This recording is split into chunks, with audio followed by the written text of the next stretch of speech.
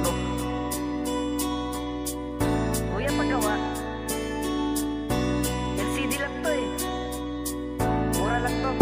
Give me that. Ako ay isang technician at ako'y taas noo. Trabaho namin marangal, sobrang hirap totoo. Hindi kami manloloko tulad ng inyong akala. Wala kaming ibang layunin kundi maglingkod ng tama. Magbaklas pa lang ng unit, sobrang hirap na po. Lalo na pag sa harap, ang bukas na kupo. Magdamag nakaupo, gutom ay di alintana. Magawa lang ng maayos mga unit nyong nasira. Di kami mga ngahoy, kami ay mga technician. Pag ang unit di naayos, labag sa aming kalooban. At sa mga nagre-reklamo sa aming singilan, sadyang mahal lang talaga mga pyesa kaibigan. Ang tiwala nyo sa amin kaakibat ay respeto.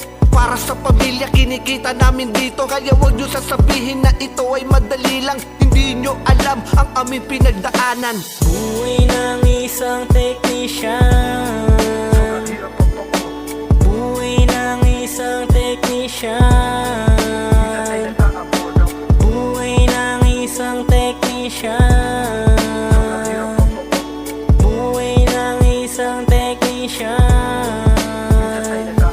Sa pangalawang berso gusto ko naman ikwento mga karanasan na madalas ko maengkwentro. Sasabihin ganito: Kuya, di naman sirato, namatay lang tong bigla, kanina gumagana na to. ngayon bakit ka nandito kung hindi naman sira? Nakakaloko na pangbungad ng mga nagpapagawa. Tapos may nagpagawa, ganito ang kanyang eskema. Kuya, huwag mo bubuksan, makakuhaan mo ng pyesa. Ina, bakit ba ganyan ang tingin nyo sa amin? May mga unit na sadyang natatapat masira sa amin. At anong alam nyo sa amin para kami ay husgahan? Kami ay namumuhunan at lahat pinag-aralan. Sinaksak mo lang sa bisig, ganun na kamahal. Ang dali mong ginawa ko, maningil ka garapal. Ang kapal ng mukha nagkasundo na nga sa presyo. Sandata namin tools, puhunan namin libo-libo.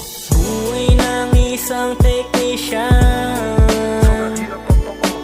Buhay ng isang technician.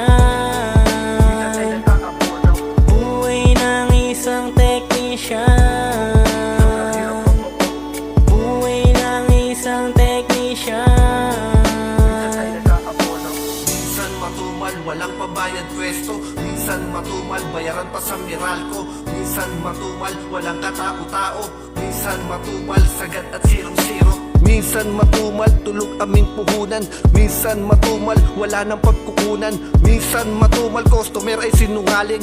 Minsan matumal, kami ay aawayin. Minsan naisip nyo na bang maging kami? Kung husgahan ganun na lang na tila ba walang pake. Meron pang nagmalaki na mas marunong pa sa amin. Napanood niya daw sa YouTube, madali lang daw gawin. Madali lang pala, dapat ikaw na gumawa. Profession namin ay inaral, kaya may bayad ang gawa. At sa mga nakakaunawa sa trabaho namin ko, marami pong salamat, saludo po ko sa inyo. Buhay ng